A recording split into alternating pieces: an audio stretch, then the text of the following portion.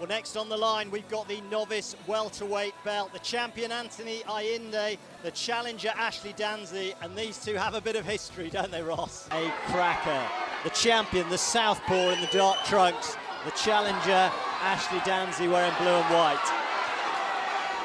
Yeah, like I said to you, I was really looking forward to this, and I really do hope that bit of weight, Ashley Danzy. I like these little tricks, you know, and I do pick up on them. Dodgy little headbutt there. But totally unintentional.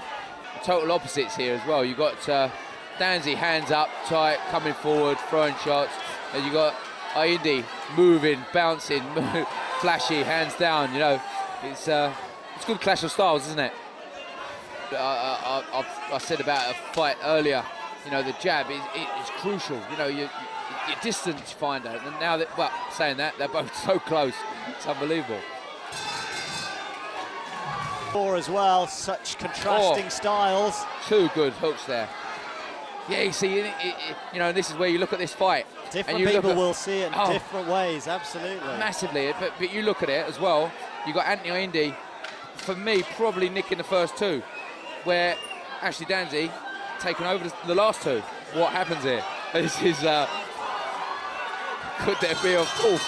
Wow. God. What a brilliant finish. Done. Representing Punch-Out Boxing Gym in Dartford, please put your hands together for Kane Baker!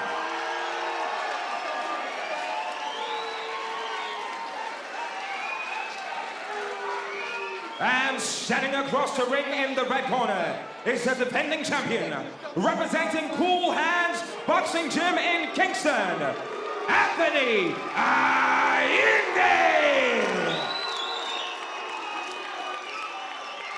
Well, Baker, I'm sure, has been doing a lot of work in sparring as to how to counter the southpaw.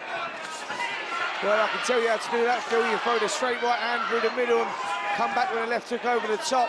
If you lead with a jab with a southpaw, they generally come over the top with the right hands. Just as she's in, you generally seem to trip over because obviously it's the opposite foot that leads. So it's very awkward fighting a southpaw, and Baker's still not settled into this one yet, not found the range. Ayinde, a very elusive customer, likes to throw shots from all sorts of angles. Just getting through with a nice little right hook counter over the top and a straight left through the middle again. And Baker just needs to be a bit more creative here in this opening round. Needs to start slipping the head, working behind that right hand lead a little bit.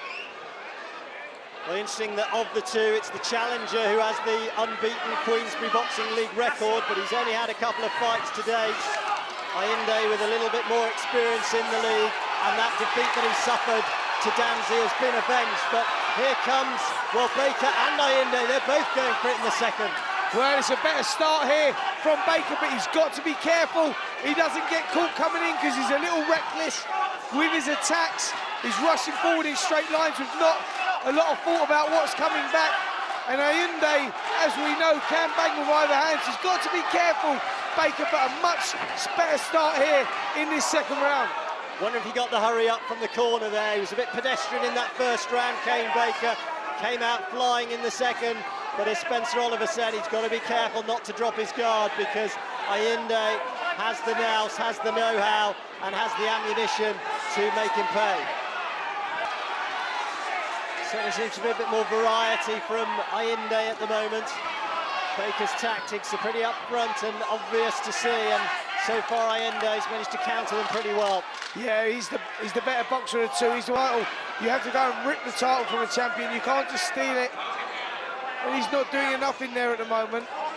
A slightly slow start because he is having a little bit of joy. Main event of the evening, and up for grabs the regional welterweight belt. The challenger Lee Cannon trying to dethrone our champion Anthony Ayinde. Got a job on his hands. Lee's a decent fighter, but Ayinde's tall, he's a southpaw, he's awkward as they come. I was just chatting to one of his previous opponents earlier, said, hey, this guy can fight. He's also a two-time Queensberry champion, so he won't be relinquishing that belt without a fight. How good are you feeling now? I'm feeling really good, really good. Right, we're right, people, man. We're good. For me, in my head, I'm looking at a first or second round stoppage. If it goes 3 or 4 rounds, you know, it goes 3 or 4 rounds. But at the end of the day, it's still going to be me that's coming out with the belt, regardless whether it's a stoppage or not. But in my head, in my mind, I'm confident first or second round. I don't believe him. We don't believe you. You know what I mean? But yeah, that's it, man. That's about it, really, isn't it? And I did read yesterday on the internet, there's some words said by Lee Cannon, the young man I've seen on more than one occasion, and a decent lad improving too. Yeah, I wouldn't be boxing if they didn't try exchanging a few words beforehand. A bit of a stumble there from Cannon. To believe that he can. Yes, indeed, former novice welterweight champion. And it's a natural progression really for him, isn't it? Just a reminder, in the Queensbury Boxing League, the titles work from... And it strikes me as being one of those kind of laid-back type characters, that if you can actually get in his face, almost... Tony Ainde was also a former novice at welterweight title holder. And once...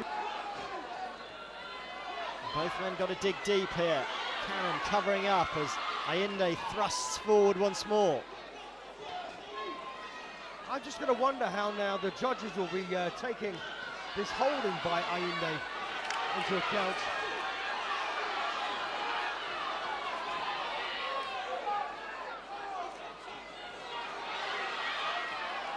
Really found his range yet.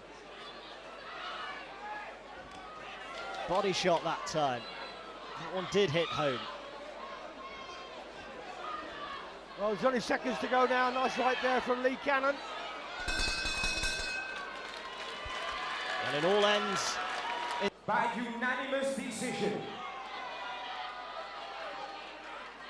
And still, regional welterweight champion, Tony Macaroni Ainde. So no great surprise there. And ultimately, he was worth that. I had him winning, you had him winning, Phil. Lee Cannon thought he'd lost anyway.